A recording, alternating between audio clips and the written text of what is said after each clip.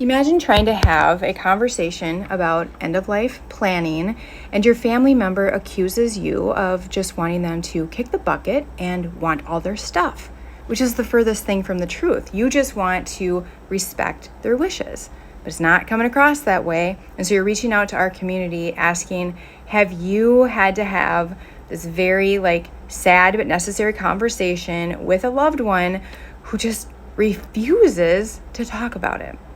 So Michelle, she has a mother-in-law who lives alone, has failing health, and a giant estate with no paperwork. There's no advance directives, no will, and no estate planning. But whenever Michelle's husband and the mother-in-law, they try to talk about it, it goes really terrible. They're not good talking emotionally anyway, about deep emotional stuff. However, whenever he does try to talk to his mom just immediately is like, you just want my stuff. And then he doesn't fight it. He's like, okay, whatever, I tried. And then he leaves. And Michelle's like, we need to know, because Michelle and her husband are planning a big move away from her mother-in-law, so they won't have a pulse on how she's doing and if she's declining further, all that stuff. And she really can't imagine not knowing what to do, what her mother-in-law's wishes are. She wants to honor her, she wants to respect her, and she is really looking for any insight and tips on how to have this conversation successfully when you're dealing with two people that don't do well with emotional topics, and also somebody who just almost is refusing to talk about it. Okay, so first of all, Michelle, I want to say up front, your mother-in-law may never be able to have this conversation. There are some people, because it's a spectrum, the tolerance for the discomfort, it's like a spectrum. Some people cannot handle it.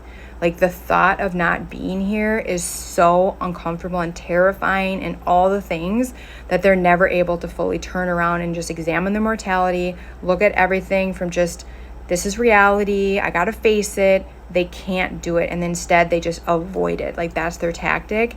And that might be the case here, and you and your husband will have to accept that, even though it will make things less special at her service. It will make things more confusing at the hospital and challenging, and it will be hard. It will be a mess with the estate planning.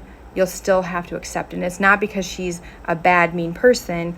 It's just that she has a very low tolerance for this discomfort, and she can't handle it. She just can't. I had a family member like this. They couldn't. They would get so upset and avoid conversations for months if you brought it up, because they just couldn't fathom not being here, and it was so painful and scary for them. That's just a real thing, and sometimes it's just on us to accept it. But then I've had family members who also appear to be extremely uncomfortable with it and they can't handle it, but when approached with a certain method of trying to talk to them through it about a certain aspect of it, not everything, but a certain aspect like medical, you can get somewhere. So I had someone in the middle of this spectrum, and they were very, very resistant to conversation, just didn't want to talk about it, avoided it at all costs. But when the conversation was approached, focusing on the bond and focusing on medical wishes, what do you want to have happen to your body if you can't speak, that went better over time. It was multiple conversations just to kind of soften it a little bit and just kind of make it even possible for them to tolerate it. But what I would do is I would have my husband go to his mom, start the conversation, focusing on the bond, Mom, I know this conversation is going to suck. We're not good at emotions. We're not good at talking about deep stuff. And I can't even imagine you not being here.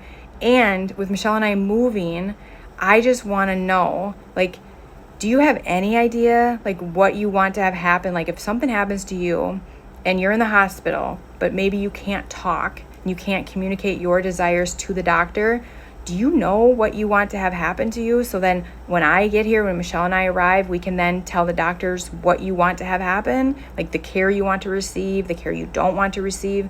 Have you thought about it at all?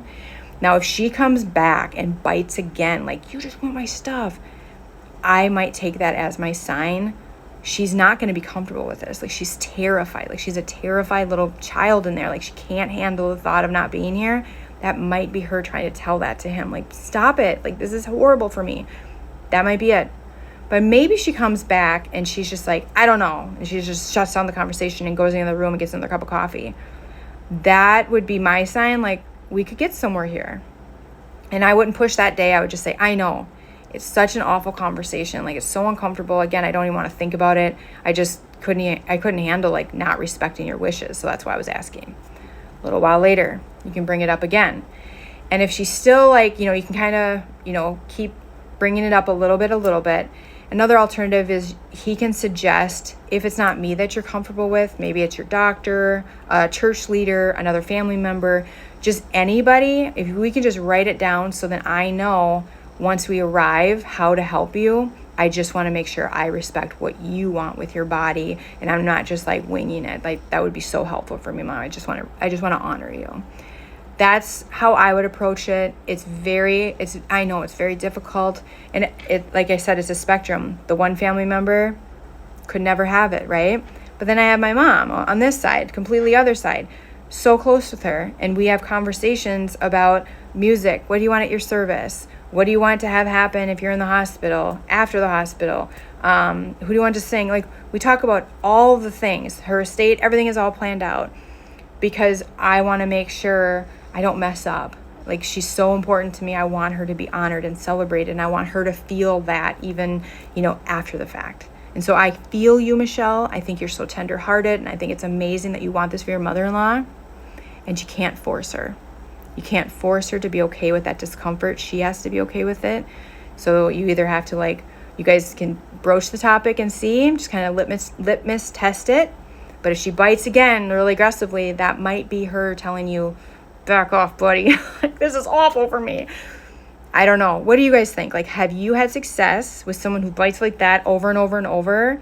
Have you had success kind of massaging that where they were eventually comfortable and were able to have somewhat of a conversation about some area, getting more specific, jewelry? I don't know, who do you not want at your service? Have you had any success? Please let her know in the comments so we can just help this couple out. And thank you, Michelle, for your heart. And I wish you the best in your move. Hopefully it's nice and smooth. And I'm really grateful that your mother-in-law has you as a daughter-in-law.